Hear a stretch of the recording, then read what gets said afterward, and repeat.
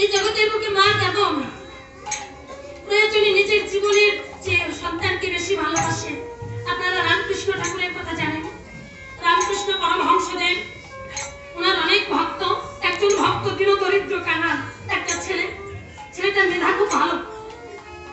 এবার রামকৃষ্ণ ঠাকুরের কাছে গিয়ে ডেকে বলছে, ঠাকুর আমার ছেলেটা মেধা ভালো কিন্তু অর্থ নেই, বড় ইচ্ছে লেখাপড়া শেখাবো। ডেকে বলছে, ওমা আমার কাছে রেখে যা, আশ্রমে রেখে যা, তুমি মাঝে মাঝে যা পারিস আমার হাতে দিয়ে যাস, এখন আমার তো আশ্রমটা চালাতে হয়। এবার ওই রামকৃষ্ণ ঠাকুরের কাছে রেখেছে ছেলেটাকে। রামকৃষ্ণ ঠাকুরের কাছে থেকে বিএসসি পাস করেছি। বিএসসি পাস করার পরে ওখান থেকে চলে গেছি। 3-4 বছর পর রামকৃষ্ণ ঠাকুরের সঙ্গে দেখা। রামকৃষ্ণ ঠাকুরকে দেখে প্রণাম করেছি। রামকৃষ্ণ ঠাকুর দেখে বলেছে, বাবা চাকরি পেয়েছো? বলে, হ্যাঁ বাবা একটা সরকারি চাকরি পেয়েছি, খুব ভালো বেতন, বিয়ে করেছি, একটা ছেলে হয়েছে, সব মিলিয়ে আমি খুব ভালো আছি, স্ত্রী পুত্র নিয়ে খুব ভালো আছি। তাছাড়া যে মেয়েটাকে আমি স্ত্রী রূপে পেয়েছি ওকে পেয়ে আমার জন্মটা ধরল। মানে বারবার শুধু স্ত্রীর কথা বলছে, চাকরির কথা বলছে, ছেলের কথা বলছে, কিন্তু একবারও মা বাবার কথা বলে না। রামকৃষ্ণ ঠাকুর ডেকে বলছে, বাবা একবার বলো তো তোমার মা বাবা কেমন আছে? বলো, তা তো জানি না। বলে, বাবা উপযুক্ত সন্তানের কথা বলেছি, মা বাবা কেমন আছে জানো না? তুমি বলছো তোমার স্ত্রী তোমাকে খুব ভালোবাসে। বলছে, হ্যাঁ। বলছে, ঠিক আছে আগামীকাল পরীক্ষা হবে, এই জগতে স্ত্রী বেশি ভালোবাসে নাকি মা বেশি ভালোবাসে? এই বলে পকেট থেকে একটা বড়ি বের করে বলেছে, ওষুধটা নাও, এই ওষুধটা তুমি খাবে, রাত্রে ভাত খাওয়ার পর ওষুধটা খেয়ে ঘুমাবে, আমি সকালবেলা আসছি। একজন সাধক মহাপুরুষ যদি কিছু দেয় না নিয়ে পড়ে না। ওষুধটা নিয়েছে, বাসায় গিয়ে ভাত খেয়ে রাত্রে খাওয়ার পরে ওষুধটা খেয়ে ঘুমিয়েছি। সকালবেলা ঘরের স্ত্রী রান্না বান্না করে স্বামীকে ডাকছে, কি গো ঘুম থেকে জাগবে না? ওদিকে বেলা হয়েছে, স্নান করবে না, সেবা করবে না, অফিসে যাবে না, কোনো সাড়া নেই। স্ত্রী যখন ঘরে গিয়ে স্বামীকে স্পর্শ করেছে দেখতে পায় সর্বাঙ্গ শীতল হয়ে গেছে, ঠান্ডা। এবার হাউ মাউ করে কাঁদছে, আমার স্বামী মরে গেছে। পাড়া প্রতিবেশী কয়েকজন ছুটে এসেছে। ইতিমধ্যে রামকৃষ্ণ ঠাকুর এসেছে। রামকৃষ্ণ ঠাকুর যখন এসেছে, ওই বউটা রামকৃষ্ণ ঠাকুরের চরণে পড়ে দেখে বলছে, ঠাকুর তুমি আমার স্বামীকে বাঁচিয়ে দাও, তুমি তো সাধক, তুমি তো মহাপুরুষ, তুমি আমার স্বামীকে বাঁচিয়ে দাও, তার বিনিময়ে তুমি আমার প্রাণটা নাও। বলে, বাহ এটা খুব শক্তিশালী রমণী মা, তোর স্বামীকে এত ভালোবাসে, ঠিক আছে তাই করবো। তবে এই নে, পকেট থেকে একটা ওষুধ বের করে বলছে, বড়ি বের করেছে, বলছে এখানে এই ওষুধটা তুই যখন খাবি তোর জীবনী শক্তি তোর স্বামীর মধ্যে প্রবেশ করবে, তোর স্বামী বেঁচে উঠবে, তুই মারা যাবে। এবার বউ পিছনের দিকে পিছু হয়।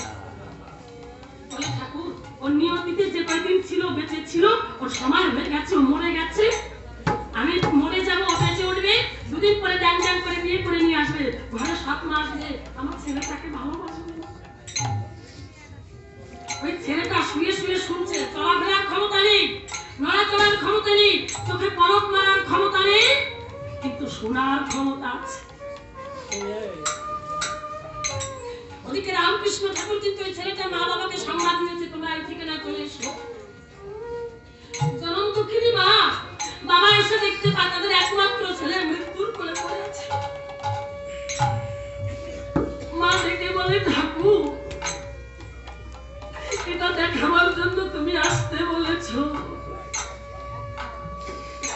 আমি কোনোদিন চাইনি আমার খুব মৃত মুখ আমি দেখি, কতদিন খোকাকে দেখি না, খোকার মুখে একটা মা ডাকো শুনি না। তুমি তো জানো এই জগতে মানুষ 3 বেলা খায়, 2 বেলা খায়, আর আমরা স্বামী স্ত্রী 1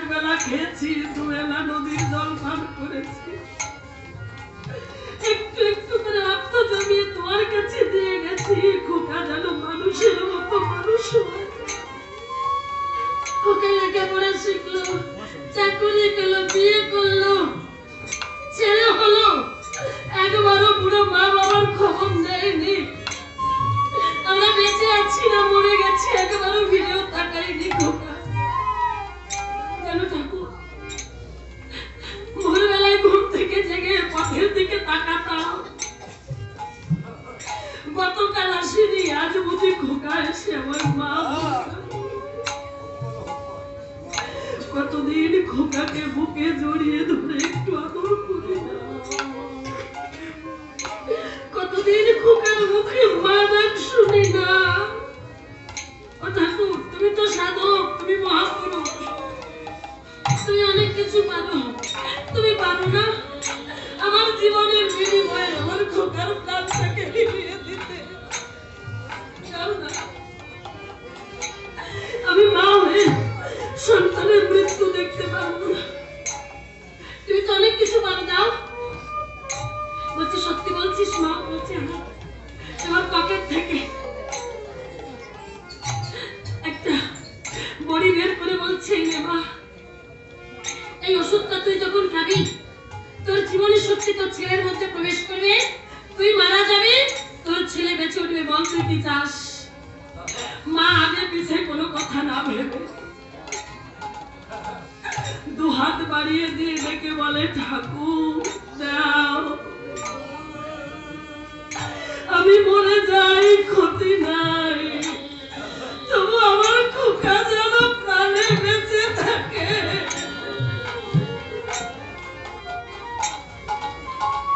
সেগুলো করে ওষুধটা দাও।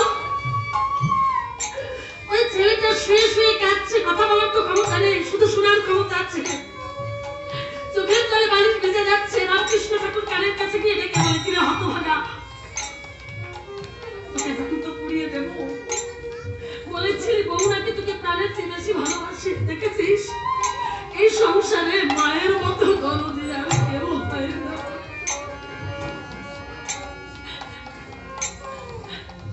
দেখে বলছে, ঠাকুর শীঘ্র করে দাও ওনাকে ওষুধটা।